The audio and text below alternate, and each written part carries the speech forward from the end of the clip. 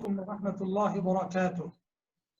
الحمد لله رب العالمين، والصلاة والسلام على أشرف الأنبياء والمرسلين وعلى آله وأصحابه أجمعين وعلى من تبعهم بإحسان إلى يوم الدين. أما بعد، أعوذ بالله السميع العليم من الشيطان الرجيم من همزه ونفخه ونفثه. وقال الذين لا يرجون لقاءنا لولا أنزل علينا الملائكة أو نرى ربنا لقد استكبروا في انفسهم وعتوا عتوا كبيرا. محترم سامعین کرام،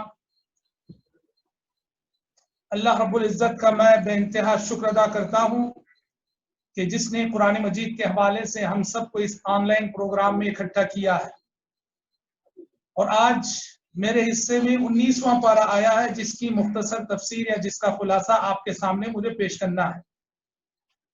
جیسا کہ ہم سب جانتے ہیں کہ قرآن مجید کے مضامین میں اتنی وسعت ہوتی ہے کہ اس مختصر سے وقت میں پورے پارے کا خلاصہ پیش کرنا مشکل ہی نہیں، ناممکن ہے۔ میں کوشش کروں گا کہ 19ویں پارے کے کچھ اہم مضامین آپ کے سامنے پیش کروں باذن اللہ تعالی۔ اور ہمارے سینئر ساتھی نے کل جن کی باری ہے مجھے حکم دیا ہے کہ سورۃ النمل کا وہ حصہ جو 20ویں پارے میں ہے اس پر بھی روشنی ڈالنے کا مجھے حکم ہوا ہے۔ تو اس طرح 19واں پارہ اور پھر سورۃ النمل کی وہ آیتیں جو 20ویں پارے میں ہیں، انشاءاللہ تعالی میری گفتگو اس حصے پر ہوگی باذن اللہ تعالی۔ 19واں پارہ دیکھیے شروع ہوتا ہے مشرکین مکہ کے تکبر، ان کے ضد، ان کے عناد اور ان کے غرور کے تذکرے سے۔ وہ کہا کرتے تھے کہ لولا انزل علینا الملائکۃ او نرى ربنا، کہ ایسا کیوں نہیں ہوتا کہ آسمان سے فرشتے اتر کر آئے اور فرشتے آ کر ہم سے کہیں کہ محمد پہ ایمان لاؤ، یا پھر یہ تو ہونا ہی چاہیے تھا کہ اللہ تبارک و تعالیٰ خود آئے اور اللہ ہمارے سامنے آئے اور ہم اللہ کو اپنی آنکھوں سے دیکھیں، تبھی ہم ایمان لائیں۔ مشرکین مکہ کے اس تکبر، اس غرور اور اس تعلی کے تذکرے سے 19واں پارہ شروع ہوتا ہے، اور اس میں ان سے کہا جا رہا ہے کہ ایمان لانا ہو بغیر کسی ڈیمانڈ کے اور بغیر کسی شرط کے ایمان لاؤ۔ ایمان لانے کے لیے تمہارا کوئی مطالبہ اور تمہارا کوئی ڈیمانڈ منظور نہیں ہے۔ انہی پتھروں پہ چل کر اگر آ سکو تو آؤ، انہی پتھروں پہ چل کر اگر آ سکو تو آؤ، میرے گھر کے راستے میں کوئی کہکشاں نہیں ہے۔ اللہ رب العالمین نے پھر ان پر طنز کرتے ہوئے کہا فرشتوں کو دیکھنے کی خواہش ہے، فرشتوں کو دیکھنا چاہتے ہو، بہت جلد دیکھو گے، لیکن یاد رہے جس دن فرشتوں کو تم دیکھو گے اس دن تمہارے لیے کوئی اچھی خبر نہ ہوگی، کیونکہ وہ روز قیامت ہوگا جو مشرکین اور کافروں کے لیے بڑا ہی سخت دن ہوگا۔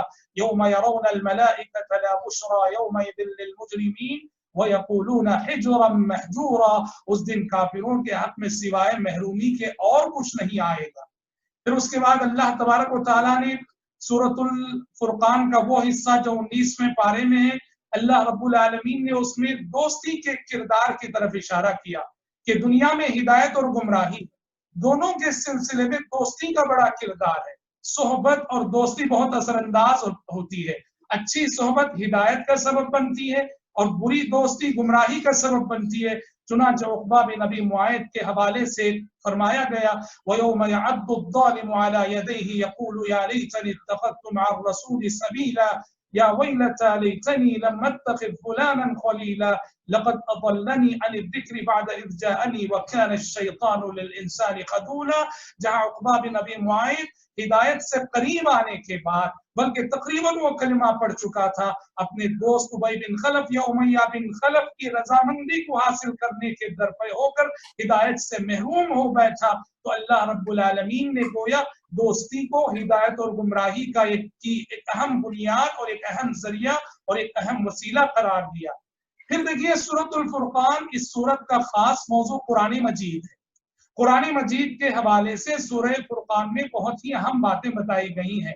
اب سورہ فرقان کا جو حصہ 19ویں پارے میں ہے تو قرآن کے تعلق سے اس میں 3 اہم باتیں بتائی گئی۔ پہلی بات مشرکین کا ایک اعتراض تھا اور ایک سوال تھا کہ یہ قرآن تھوڑا تھوڑا کر کے جو نازل ہو رہا ہے ایسا کیوں؟ توریت جیسے ایک دم نازل ہوئی، انجیل جیسے ایک مشت دی گئی، یہ قرآن بھی ویسے ہی دیا جاتا۔ وقال الذين كفروا لولا نزل عليه القرآن جملة واحدة.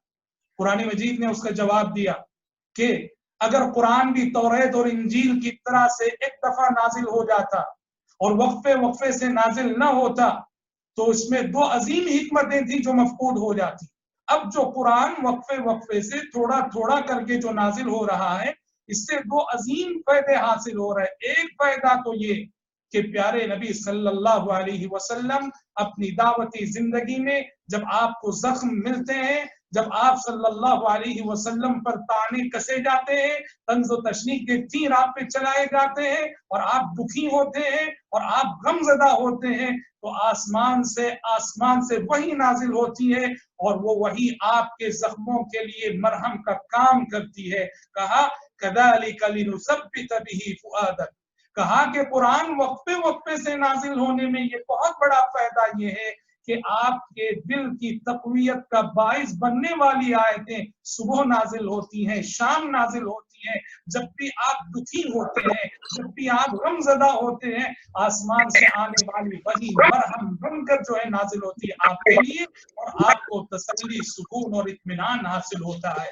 اور دوسرا فائدہ یہ بتایا گیا کہ وَلَا يَأْتُونَكَ بِمَثَلٍ إِلَّا جِئْنَاكَ بِالْحَقِّ وَأَحْسَنَ تَفْسِيرًا.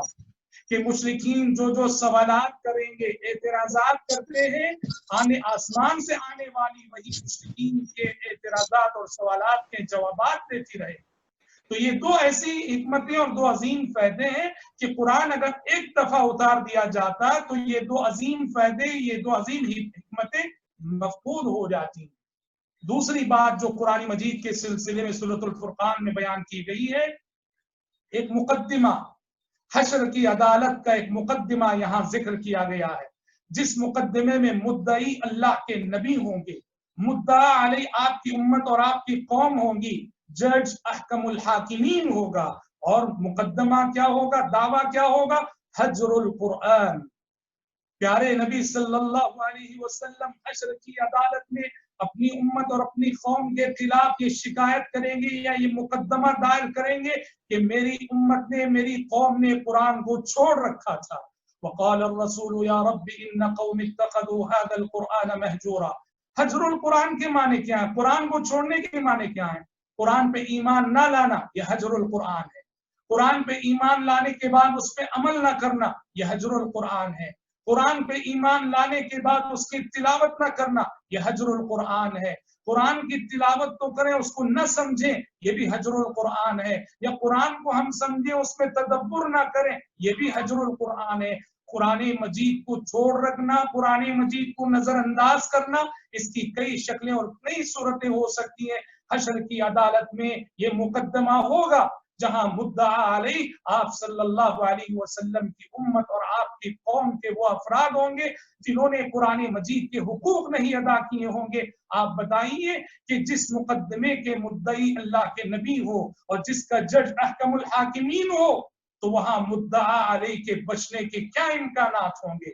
وقال الرسول یا رب ان قوم اتخذوا هذا القرآن مهجورا.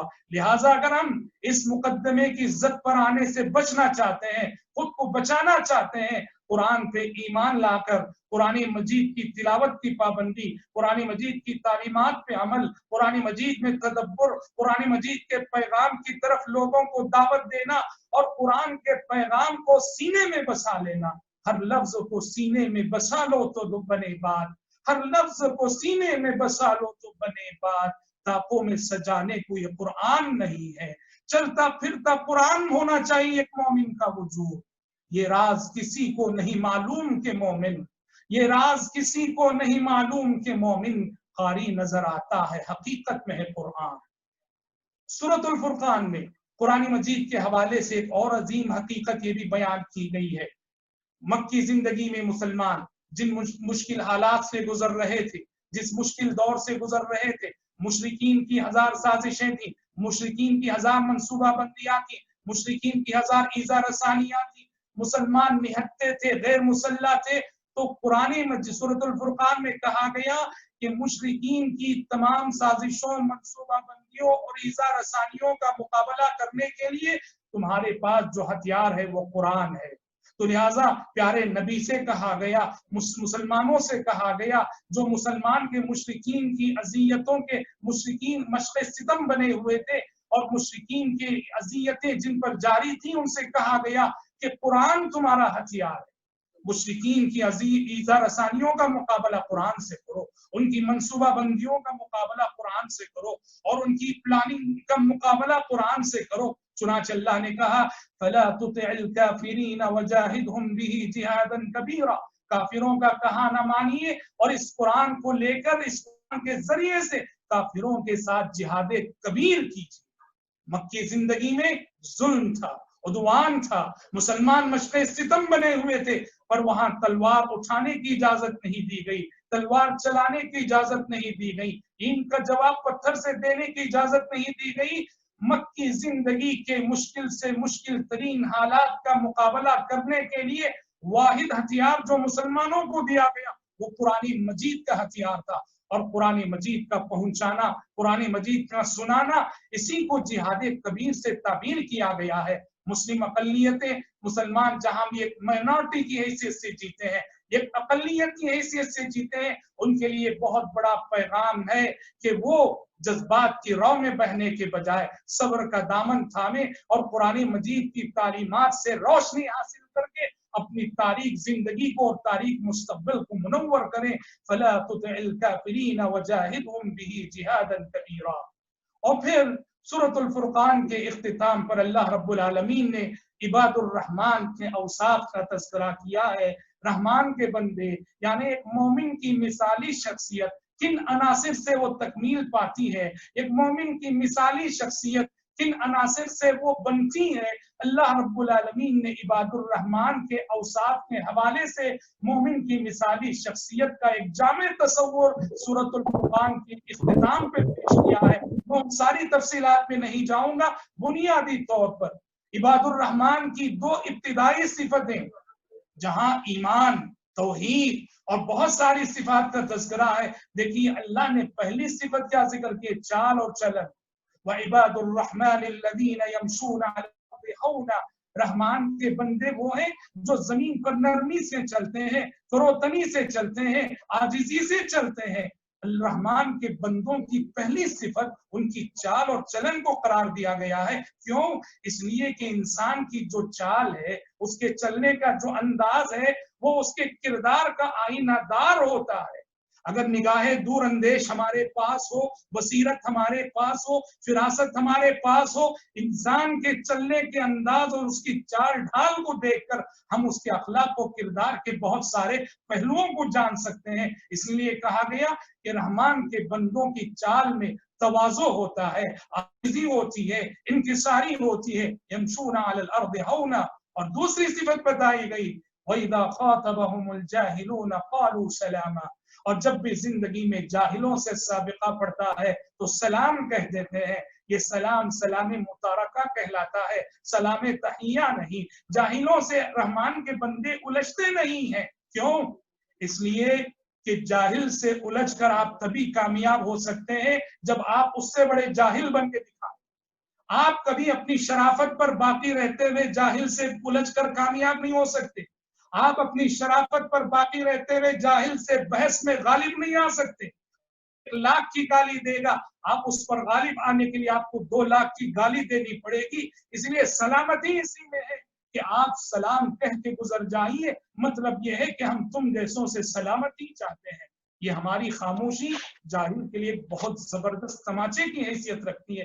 عام طور پہ یہ ہوتا ہے کہ انسان انتقامی مزاج ثابت ہوتا ہے، جاہل نے جہالت کی، غصہ آ گیا، ہم الجھ جاتے ہیں۔ نہیں، ہمیں اپنے نفس پہ کنٹرول ہونا چاہیے، قابو ہونا چاہیے، اور کسی سے بھی بحث کرنے سے پہلے دیکھ لینا چاہیے کہ یہ شرافت میں کس مقام پہ فائز ہے۔ جو شرافت سے عاری، شرافت سے خالی لوگ ہیں، ان کے منہ کبھی نہیں لگنا چاہیے۔ زندگی میں یاد رکھیے، جب بھی آپ جاہلوں سے الجھیں گے آپ کو پچھتانا ہی پڑے گا، آپ کو نادم ہونا پڑے گا۔ اس لیے جاہلوں سے رحمان کے بندے کبھی الجھتے نہیں۔ پھر رحمان کے بندوں کی 2 دعائیں اللہ نے ذکر کی ان آیتوں میں، بڑی پیاری دعائیں۔ پہلی دعا وَالَّذِينَ يَقُولُونَ رَبَّنَا اصْرِفْ عَنَّا عَذَابَ جَهَنَّمَ، इन अज़ाबहा काना गरामा। रहमान के बंदे अज़ाब जहन्नम से पनाह मांगते हुए कहते हैं कि परवरदिगारा हमसे अज़ाब जहन्नम को फेर दे, इसलिए कि उसका अज़ाब चिमट जाने वाला है। मतलब ये है कि दुआ के लिए जब भी हाथ उठते हैं, अल्लाह फरमा रहा है कि मेरे बंदे सबसे बड़ी चीज जो मांगते हैं वो मेरी जहन्नम से पनाह मांगते हैं, मेरी जन्नत मांगते हैं। मोहतरम भाइयों, आज मेरा और आपका मसला क्या जानते हैं?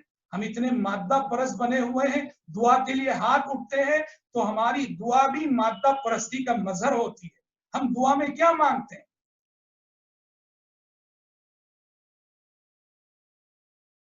दे दे, सेहत दे दे, माल दे दे, तरक्की दे दे, इम्तियाजी कामयाबी दे दे, खुशियां दे दे, मसरतें दे दे।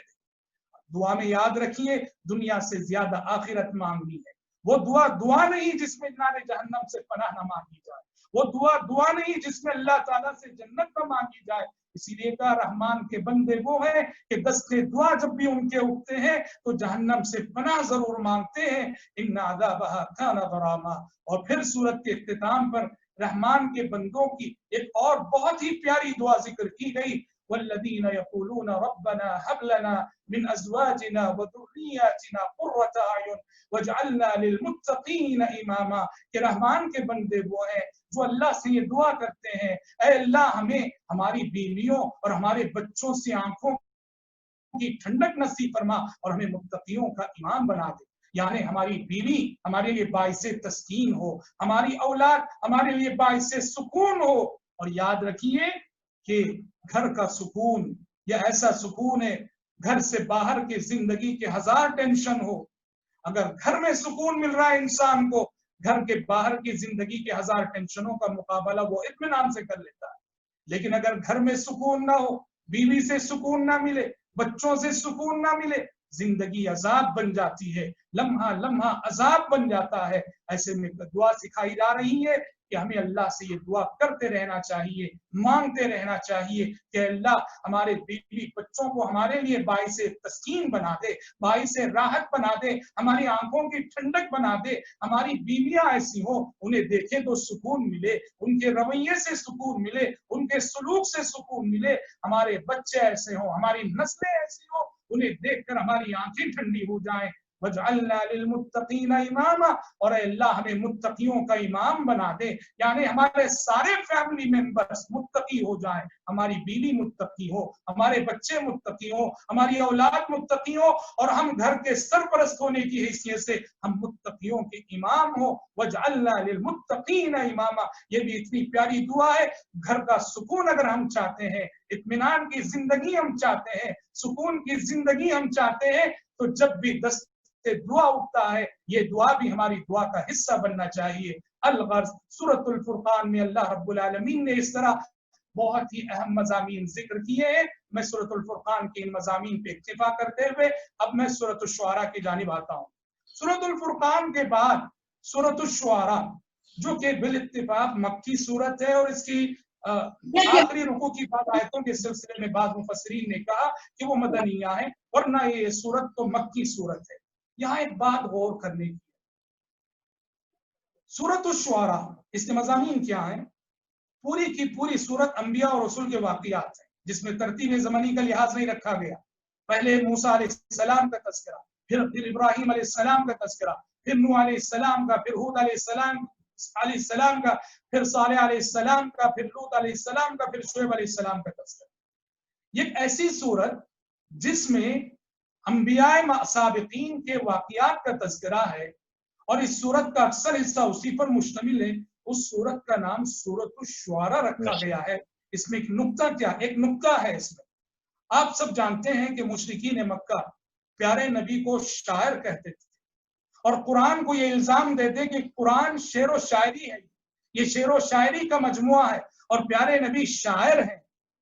कुरान मजीद यहाँ उसी इल्जाम की तरदीद कर रहा है, कह रहा है कि कुरान कभी शेर व शायरी नहीं हो सकता, मोहम्मद सल्लल्लाहु अलैहि वसल्लम शायर नहीं हो सकते। क्यों नहीं हो सकते?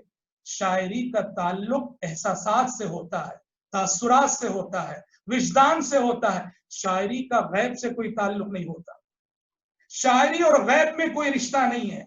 ये कुरान जिसमें सरासर गैबी वाक़ियात का तज़किरा है, گزرے ہوئے ماضی کے واقعات، مستقبل کے حالات کا تذکرہ۔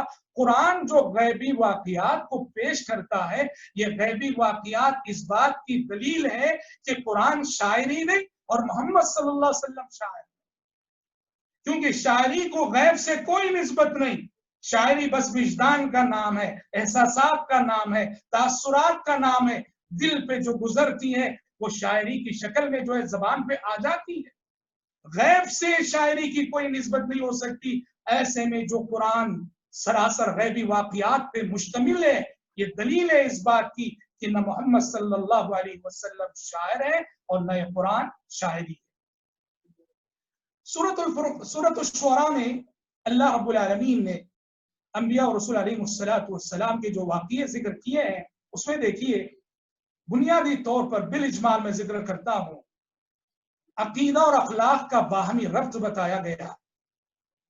انبیاء اور رسول علیہ السلام کی دعوت میں عقیدے اور اخلاق کا بہت گہرا جوڑ تھا، بہت گہرا تعلق تھا۔ ہم عام طور پہ صرف عقیدے کی بات کرتے ہیں۔ جس دن سے انبیاء عقیدے کا پیغام، عقیدے کی دعوت شروع کرتے، اسی دن سے انبیاء اخلاق کی بھی دعوت شروع کرتے ہیں۔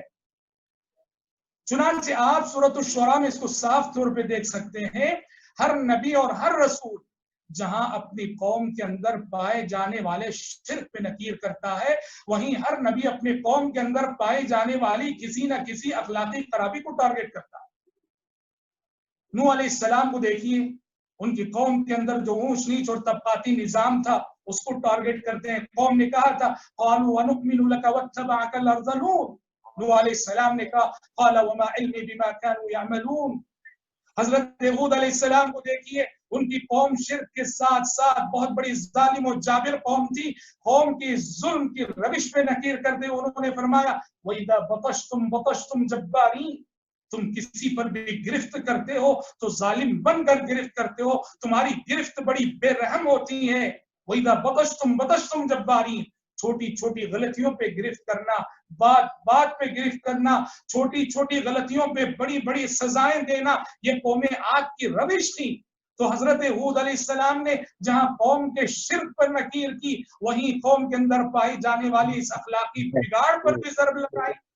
حضرت صالح علیہ السلام کو دیکھیے، حضرت صالح علیہ السلام کی قوم میں قوم عاد کی طرح سے تہذیبی اسراف تھا، تہذیبی اسراف تھا۔ اتبنون بكل ريع آية تعبثون اتتركون فيما هاهنا آمنين في جنات وعيون، پھر آگے کا وتنحتون من الجبال بيوتا فارهين۔ اللہ نے انہیں غیر معمولی قدرت سے نوازا تھا، طاقت سے نوازا تھا، پہاڑوں کو تراش کر مکانات بناتے تھے، بلا ضرورت مکانات بناتے تھے۔ اس تہذیبی اسراف پہ نکیر کی۔ وتتخذون مصانع لعلكم تخلدون، ایسے عالی شان بنگلے بناتے ہو، لگتا ہے کہ تم ہمیشہ یہاں دنیا ہی میں تم کو رہنا ہے اور دنیا سے جانا نہیں ہے۔ تو جہاں اپنی قوم کے شرک پہ نکیر کی، وہیں جو تہذیبی اسراف پایا جاتا تھا اس پہ حضرت صالح علیہ السلام نے نکیر کی۔ حضرت لوط علیہ السلام نے شرک کے ساتھ ساتھ اپنی قوم کے اندر پائی جانے والی وہ برائی، ہم جنس پرستی، جسے ہومو سیکس کہا جاتا ہے، اتأتون الذکران من العالمین وتذرون ما خلق لكم ربكم من ازواجكم بل انتم قوم عادون۔ اور حضرت شعیب علیہ السلام کو ہم دیکھتے ہیں کہ معاملات کا جو بگاڑ تھا، ناپ تول میں جو کمی قوم کیا کرتی تھی، اس پر نکیر کرتے ہوئے انہیں دعوت دیتے ہیں کہ بھرپور ناپا کرو، اوفوا الکیل ولا تکونوا من المخسرین وزنوا بالقسطاس المستقیم، تمہاری نیت بھی درست ہونی چاہیے ناپتے ہوئے تولتے ہوئے، اور تمہارا آلہ بھی درست ہونا چاہیے، اس لیے کہ ناپ تول میں کمی دو صورتوں میں ہوتی ہے، آلہ تو صحیح ہے، ترازو تو صحیح ہے، نیت صحیح نہیں، یا نیت تو صحیح ہے، ترازو صحیح نہیں۔ حضرت شعیب علیہ السلام نے کہا اپنی نیت بھی درست رکھو، اوفوا الکیل ولا تکونوا من المخسرین، اور آلہ بھی درست رکھو، وزنوا بالقسطاس المستقیم۔ یہاں صاف دیکھ سکتے ہیں عقیدے اور اخلاق کا باہمی ربط، عقیدے اور اخلاق کا باہمی تعلق۔ حضرت محمد صلی اللہ علیہ وسلم کی دعوتی زندگی ہو یا آپ سے پہلے گزرے انبیاء کی دعوتی زندگی، انبیاء اور رسول علیہ السلام کی دعوتی زندگیوں میں ہم دیکھیں گے کہ عقیدے کو اخلاق سے کبھی الگ نہیں کیا جا سکتا۔ اسلام عقیدے کی دعوت ہے، اسلام عقیدے کی دعوت ہے، مگر ہر دور میں اس دعوت کو آگے بڑھایا ہے اخلاق کی طاقت۔ جب عقیدے کی یہ دعوت اخلاق کی طاقت سے عاری ہو جائے تو یہ دعوت وہیں رک جاتی ہے، ٹھہر جاتی ہے۔ اور اسی طرح سے ہم دیکھتے ہیں سورۃ الشعراء میں اللہ رب العالمین نے عذابات کا جو تذکرہ کیا ہے، مختلف قوموں کو اللہ نے مختلف عذابات دیے۔ حضرت نوح علیہ السلام کی قوم کو غرق کر دیا گیا، حضرت ہود علیہ السلام کی قوم کو ایک زبردست آندھی کے ذریعے برباد کر دیا گیا، حضرت صالح علیہ السلام کی قوم کو چیخ و پکار کے ذریعے سے ہلاک کر دیا گیا، حضرت لوط علیہ السلام کی قوم کو آسمانوں سے گرا دیا گیا اور پتھروں کی بارش ان پر برسائی گئی۔ حضرت شعیب علیہ السلام کی قوم کے سلسلے میں سورہ شعراء میں جس عذاب کا تذکرہ آیا ہے اس کو قرآن نے عذاب یوم الذلہ سے تعبیر کیا ہے، صاحبان والے دن کا عذاب، اور جس کی تفسیر مفسرین یہ بتاتے ہیں کہ پہلے ان لوگوں پر سخت گرمی مسلط کی گئی، گرمی سے یہ قوم پریشان تھی تو ایک آسمان پہ بادل کا ٹکڑا آیا اور جس کے سائے کے نیچے وہ سب جمع ہو گئے۔ جب ساری قوم اس بادل کے سائے کے نیچے جمع ہو گئی، اس بادل سے جس سے وہ سمجھ رہے تھے کہ ابھی بارش برسنے والی ہے، آگ برسا دی۔ قرآن مجید میں ہم دیکھتے ہیں کہ قرآن مجید نے قوم شعیب پر آئے ہوئے عذابات کے سلسلے میں 3 باتیں کہی ہیں۔ یہاں سورہ شعراء میں یوم الذلہ، صاحبان والے دن کا عذاب، جس کی تشریح ابھی کی گئی۔ دوسرے سورہ ہود وغیرہ میں، سورہ اعراف وغیرہ میں اللہ نے رج پر کہا کہ زلزلے کے ذریعے سے ہلاک کی گئی یہ قوم، دوسری جگہ صیحہ، چیخ و پکار کے ذریعے ہلاک کی گئی قوم۔ مفسرین کہتے ہیں کہ قوم شعیب پر اللہ نے یہ تینوں عذابات جمع کر دیے تھے، زلزلہ بھی، چیخ و پکار بھی، یوم الذلہ بھی، وہیں طور کہ جب وہ بادل کے سائے کے نیچے جمع ہو گئے تو بادل سے آگ برسائی گئی، نیچے زمین میں زلزلہ آیا اور ایک زبردست چیخ و پکار کے ذریعے سے یہ قوم ہلاک کر دی گئی۔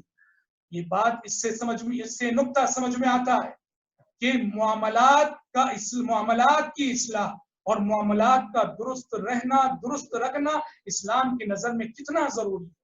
سب سے سخت عذاب اللہ تعالیٰ نے 3 عذابات جمع کر دیے اس قوم پر، جس قوم کے معاملات درست نہ تھے، جو قوم ڈنڈی مارا کرتی تھی۔ 3 عذابات اللہ نے جمع کر دیے۔ حقوق اللہ رب العالمین غفور الرحیم ہے، لیکن حقوق العباد، بندوں کے حقوق، اسلام میں بندوں کے حقوق کی بڑی اہمیت ہے۔ اس قوم کو اسی لیے سخت سے سخت عذاب دیا گیا کہ یہ قوم مارکیٹ میں بیٹھ کر روزینہ سینکڑوں گاہکوں کے حقوق مارا کرتی تھی، سینکڑوں گاہکوں کی حق تلفی کیا کرتی تھی۔ اس لیے زندگی میں کسی کی ایک پائی اپنے پاس نہ روکنا، کسی کی ایک پائی ناجائز طریقے سے اپنے پاس نہ رکھنا۔ یوم الحساب آنے والا ہے، اس دن حساب دینا پڑے گا۔ یوم الحساب کے آنے سے پہلے دنیا ہی میں اپنا حساب پورا کر لینا چاہیے، جن کا حساب ہمارے پاس ہے وہ چکا دینا چاہیے۔ سورت کے اختتام پر، سورت الشعراء کے اختتام پر دیکھیے اللہ رب العالمین نے وحی کی 2 قسمیں بتائی، کہا کہ وحی کی 2 قسمیں ہوتی ہیں، ایک وحی ربانی ہوتی ہے، ایک وحی شیطانی ہوتی ہے۔ وحی ربانی یہ ہے قرآن، اور وحی شیطانی ایک ہوتی ہے دنیا میں۔ هل انبئکم علی من تنزل الشیاطین تنزل علی کل افاک نسیم۔ اس دنیا میں ایک شیطانی وحی بھی ہوا کرتی ہے جو مسیلمہ کذاب کے پاس آیا کرتی تھی، اور جس وحی کے آنے کا دعویٰ مرزا غلام محمد قادیانی کیا کرتا تھا، اور جو وحی کہ ابن سیاد کے پاس آیا کرتی تھی۔ ابن سیاد آپ کو معلوم ہے، نبی اس کے پاس گئے تھے، اس سے پوچھا تھا من یأتی، اس نے کہا تھا یأتینی صادق و کاذب۔ تو دنیا میں ایک وحی ربانی ہوتی ہے جو انبیاء و رسول علیہ السلام کے پاس آیا کرتی ہے، اور ایک وحی شیطانی ہوتی ہے، اور یہ کن کے پاس آیا کرتی ہے؟ فاسقوں، فاجروں، زانیوں، گنہگاروں اور خطا کاروں کے پاس وہ آیا کرتی ہے۔ هل انبئکم علی من تنزل الشیاطین تنزل علی کل افاک اسیم، کہ وحی شیطانی یہ ہر اس انسان، یہ ان انسانوں کے پاس آیا کرتی ہے جو جھوٹے ہوتے ہیں، دھوکے باز ہوتے ہیں، جعل ساز ہوتے ہیں، خطا کار ہوتے ہیں اور گنہگار ہوتے ہیں۔ سورت کے اختتام پر، سورت الشعراء کے اختتام پر شاعری کو قرآن کس نظر سے دیکھتا ہے اور اسلام کس نظر سے دیکھتا ہے، شاعری کی مذمت کی گئی۔ کہا وَالشُّعَرَاءُ يَتَّبِعُهُمُ الْغَاوُونَ، बहके लोग शायरों के पीछे पड़े रहते हैं। सोचिए, शायरों के पीछे पड़े रहने वाले अगर बहके हुए हैं तो शायर कितना बहका हुआ। और वल्लाह शायर शुअरा का जो तबका है, आप देखेंगे शुअरा की मेजॉरिटी हमेशा से ऐसे लोगों की रही है जो दीन बेजार रहे। उर्दू शायरी में अगर मैं उसकी मिसालें पेश करूं, वक्त नहीं है, शरीयत का मजाक उड़ाने वाले शुअरा। तो मिर्जा गालिब जो उर्दू शुअरा में सफ़े अव्वल के नंबर 1 शायर है, अगर आप मिर्जा गालिब की शायरी का तज्जिया मीज़ान शरीयत पे करेंगे तो मिर्जा गालिब साहब पे क्या हुक्म लगेगा इस्लामी अदालत में, आप सब वाकिफ हैं। हमें मालूम है जन्नत की हकीकत, लेकिन दिल के बहलाने को गालिब ये ख्याल अच्छा है, जाहिद शराब पीने दे मुझे मस्जिद में बैठकर। जी, तो अलगर्ज शुअरा की मेजॉरिटी हमेशा से ऐसे लोगों की रही है जिन्होंने शरीयत का पासो लिहाज नहीं रखा अदब में और शायरी में। इसीलिए कहा वो शुअरा यत्तबिउहुमुल गावून, कि शुअरा के पीछे वो लोग पड़े रहते हैं जो बहके हुए लोग होते हैं। इसका ये मतलब नहीं कि मुतलक शायरी की मज़म्मत हो रही है और मुतलक शुअरा की मज़म्मत हो रही है। अल्लाहु अकबर।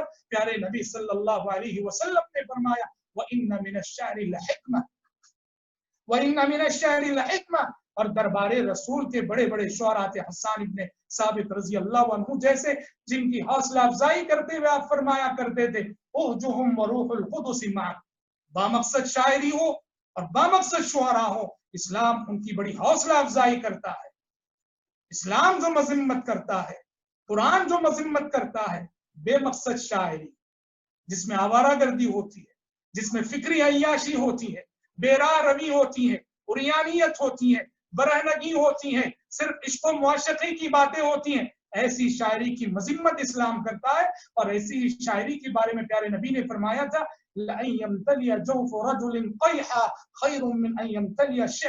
कि तुम में से किसी का पेट खैर से भर जाए, ये बेहतर है इससे कि वो शेर और शायरी से भर जाए। तो बहरहाल इसीलिए आप देखेंगे सूरत के इख्तिताम पर इस्तिस्ना किया गया इल्लल्लज़ीना आमनू व अमिलुस सालिहात। अल्लाह ने दो सिफतें जिक्र की शुअरा के सिलसिले में, अलम तरो अन्नहुम फी कुल्ली वादी यहीमून व अन्नहुम यक़ूलून मा ला यफ़अलून, क्या आप नहीं देखते वो हर वादी हर बयाबान में सर टकराते फिरते हैं, व अन्नहुम यक़ूलून मा ला यफ़अलून, और ऐसी बातें वो कहते हैं जो कभी करते नहीं। अल्लाहु अकबर। दो आयतों में शुअरा का जामेदार, एक तो ये अलम तरो अन्नहुम फी कुल्ली वादी यहीमून, एक शेर में जमीन पे थे, दूसरे शेर में आसमान पे पहुंच गए, फी कुल्ली वादी यहीमून, और दूसरा यक़ूलून मा ला यफ़अलून, वो ऐसी बातें कहते हैं जो कभी करते नहीं, उनके कौल और फेल में तजाद होता है। अलगर्ज मकसूद ये है कि कुरान शायरी नहीं और मोहम्मद सल्लल्लाहु अलैहि वसल्लम शायर नहीं है, ये बताना मकसूद है। ये समझिए कि सूरत शुअरा के मज़ामीन का मुख्तसर सा खुलासा मैंने आपके सामने पेश किया है। अब हम बिल इख्तिसार 5 मिनट में सूरत नमल की तरफ आते हैं। सूरत नमल ये भी मक्की सूरत है और इस सूरत का नाम दुनिया की एक हकीर सी मखलूक चूंटी, अल्लाहु अकबर, कुरान मजीद जैसी किताब की एक अजीम सूरत का नाम सूरत नमल। गोया अल्लाह रब्बुल आलमीन हमें यहाँ ये पैगाम देना चाह रहा है कि इंसान, गर्चे तेरे पास अक्ल है, फहम है, फरासत है, तजुर्बा है, दूरअंदेशी है, बसीरत है, लेकिन कायनात की मामूली और हकीर सी मखलूकात में भी तुझे सीखने के लिए बड़ा सामान रखा गया है। तुझे चूंटियों से सीखना है, तुझे मक्खी से सीखना है, तुझे मकड़ी से सीखना है, व इन्ना लकुम फिल अनआमि लइब्रा, चौपायों से सीखना है। अल्लाह रब्बुल आलमीन, जिंदगी सीखने का सफर है और यहाँ जो मखलूकात हमारे इर्द गिर्द पाई जाती हैं, इस कायनात में इन मखलूकात का वजूद भी बड़ा वजन रखता है। ये मखलूकात अबस नहीं है, बेकार नहीं है, और इनमें भी हम जैसे इंसानों के लिए सीखने के लिए बहुत कुछ पाया जाता है। सूरत नमल में एक अजीम पैगाम अल्लाह ने यह भी दिया है कि उम्मत मुस्लिमा के लिए कि अगर आप दुनिया पे हुकूमत करना चाहते हो कि दुनिया में तुम्हारा सिक्का चले, चाहते हो कि दुनिया के जिम्मा में क़ियादत तुम्हारे हाथ में आए, तो तुम्हारे लिए जरूरी है कि उलूम व फनून से मुसल्लह, उलूम व फनून की दौलत जिसके हाथ में होगी, दुनिया की क़ियादत भी उसी के हाथ में होगी। ये पैगाम कहाँ है? सूरत नमल में हजरत दाऊद और सुलेमान अलैहिस्सलाम का तज़किरा अल्लाह ने किया। हमें मालूम है کہ दाऊद और सुलेमान अलैहिस्सलाम की खुसूसियत ये है कि नबूवत और रिसालत के साथ साथ दाऊद और सुलेमान अलैहिस्सलाम को खिलाफत से नवाजा गया था, और चूंकि इन्हें खिलाफत से नवाजा गया था तो खिलाफत की जो जरूरतें थी उलूम व फनून की, उन उलूम व फनून की जरूरतों की तकमील भी अल्लाह ने की थी। चुनांचे फरमाया वलक़द आतीना दाऊद व सुलैमान इल्मा, हमने दाऊद और सुलेमान को इल्म अता किया था।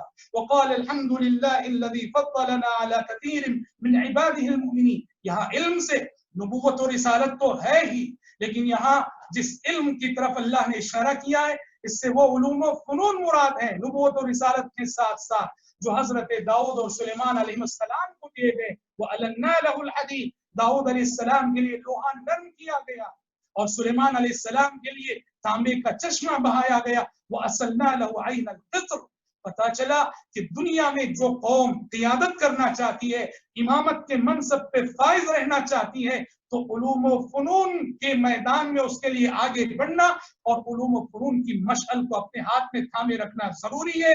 हजरत दाऊद अलैहिस्सलाम खलीफा थे, हजरत सुलेमान अलैहिस्सलाम खलीफा थे, इसीलिए उनके पास नबूवत और रिसालत के साथ साथ उलूम व फनून की दौलत थी। और मोहतरम भाइयों, ये वही उलूम है जिन्हें हम आज असली उलूम कहते हैं। दुनिया की और सारी कौमें असली उलूम व फनून की मशअल उनके हाथ में है, देखो आज वो कहां पहुंच गई, और असली उलूम में पीछे रहने के सबब आज हम किस कदर पसपा हो गए और हर कदम कितने मजबूर हो गए हैं। और झुके हुए इन कौमों के सामने जरूरत है इन उलूम व फनून की अहमियत को समझने की।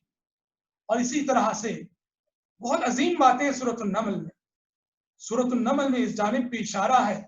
कुरान जब नाजिल हुआ आज से 1400 साल पहले, सूरतुन नमल में इस जानिब इशारा था कि मुस्तकबिल का इंसान कितनी तरक्की करने वाला है। ये इशारा कहाँ है जानते हैं? जब मलिका सबा बल्कीस के वाक़ियात की तफसीर कुरान जिक्र करता है। मलिका सबा मुती व फरमा बरदार बनकर जब सुलेमान अलैहिस्सलाम के दरबार में हाजिरी देने के लिए निकल पड़ती है, सुलेमान अलैहिस्सलाम ने अपनी एक ताकत का, शान और शौकत का मुजाहरा करना चाहा था। उस वक्त पूछा था कि कौन है जो उसके तख्त को ला देगा। एक जिन ने कहा था कि मैं आपकी मजलिस खत्म होने से पहले ला दूंगा। कुरान कहता है वल्लज़ी इंदहु इल्मुम मिनल किताब अना आतीका बिही क़ब्ल अन यर्तद्द इलैका तर्फ़ुक, कहा कि आपके पलक झपकने से पहले मैं उसके तख्त को हाजिर कर दूंगा। 1500 मील की मसाफत फलस्तीन और यमन, कहते हैं कि पलक झपकने की देर में जाना 1500 मील और फिर वापस 1500 मील, 3000 मील की मसाफत पलक झपकने की देर में तय करके एक शख्स ने उसका वो तख्त जो है हजरत सुलेमान अलैहिस्सलाम के दरबार में हाजिर कर दिया। यहां गौर कीजिए, इसमें मैं नहीं जाता ये कौन शख्स था, ये कौन सी किताब थी, कौन सी किताब का कौन सा इल्म था।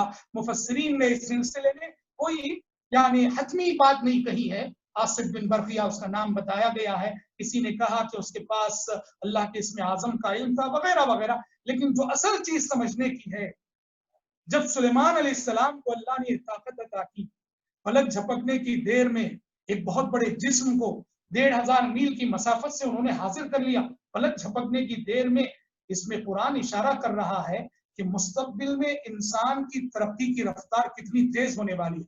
आप सब जानते हैं सुलेमान अलैहिस्सलाम ने दुआ की थी, रब्बी हबली मुल्कन ला यंबगी लिअहदिन मिन बादी, अल्लाह मुझे ऐसी सल्तनत अता फरमा, ऐसी बादशाहत अता फरमा कि जो मेरे बाद किसी के बस में ना हो, किसी के लायक ना हो, किसी की इस्तिदात में ना हो। नतीजे में अल्लाह ने जो चीजें अता की उसमें से एक ये भी। इसमें इशारा है कि जिस रफ्तार से सुलेमान अलैहिस्सलाम ने एक जिस्म को हाजिर कर लिया, मुस्तकबिल का इंसान उस रफ्तार से आवाज को हाजिर कर सकेगा, तस्वीर को हाजिर कर सकेगा। आज देखिए सुभान अल्लाह, जिस रफ्तार से सुलेमान अलैहिस्सलाम ने तख्त के उस जिस्म को हाजिर किया था, आज का इंसान आवाज को इस रफ्तार से पहुंचा रहा। मैं यहाँ गुफ्तगू कर रहा, पत्थर में सुन रहे हजारों मील की मसाफत पे बैठकर। जिस ये वही रफ्तार है, आवाज की रफ्तार है, तस्वीर की रफ्तार है। अल्लाहु अकबर। मतलब ये हुआ कि कुरान ने यहाँ इशारा किया इस वाक़ये में कि इंसान, मुस्तकबिल का इंसान इस रफ्तार से आवाज को मुंतकिल करने में कामयाब हो जाएगा, तस्वीर को मुंतकिल करने में कामयाब हो जाएगा।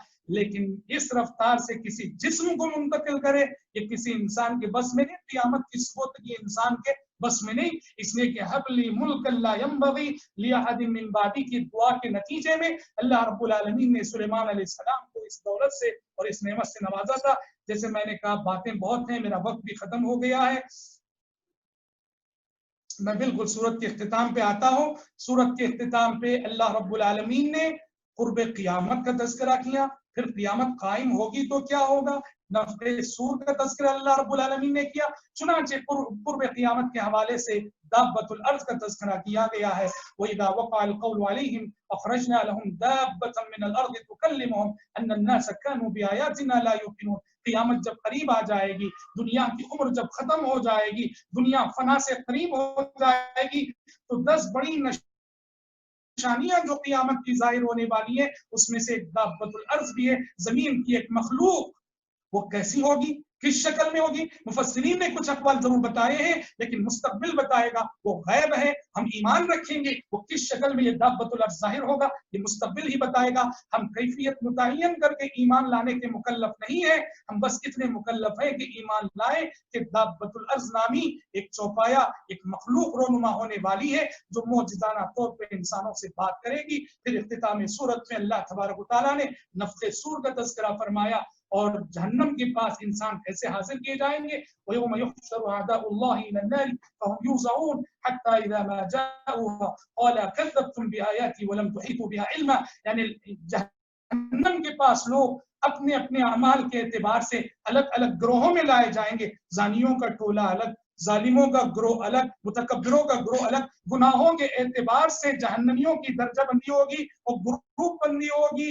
हर शख्स जिस गुनाह में वो फेमस था, उन गुनहगारों के साथ अलमरउ मअ मन अहब, खैर हो के शर दोनों के लिए कानून है, अलमरउ मअ मन अहब।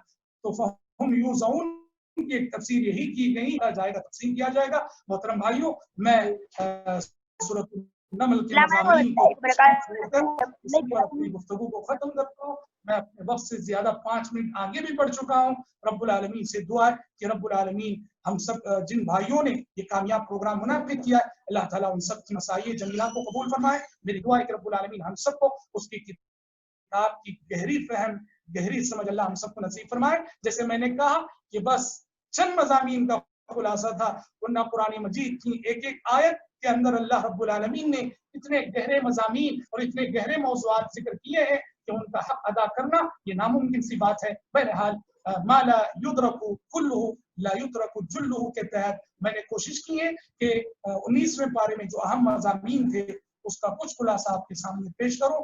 मैं शुक्रगुजार हूं आप तमाम भाइयों का और जमीयत अपनाए हदीस शाख खतर का, उसके जिम्मेदारों का। आपने मुझे ये मौका और ज़मीन मौका अता किया कि मैं आपके सामने हाजिर होकर अल्लाह के कलाम पर ये गुफ्तगू कर सकूं। अल्लाह तबारक व तआला हम सब की मेहनतों, कोशिशों, काविशों को कबूल फरमाए। आमीन सुम्मा आमीन। व आखिरु दावाना अल्हम्दुलिल्लाहि रब्बिल आलमीन। मैं आपसे इजाजत चाहता हूं।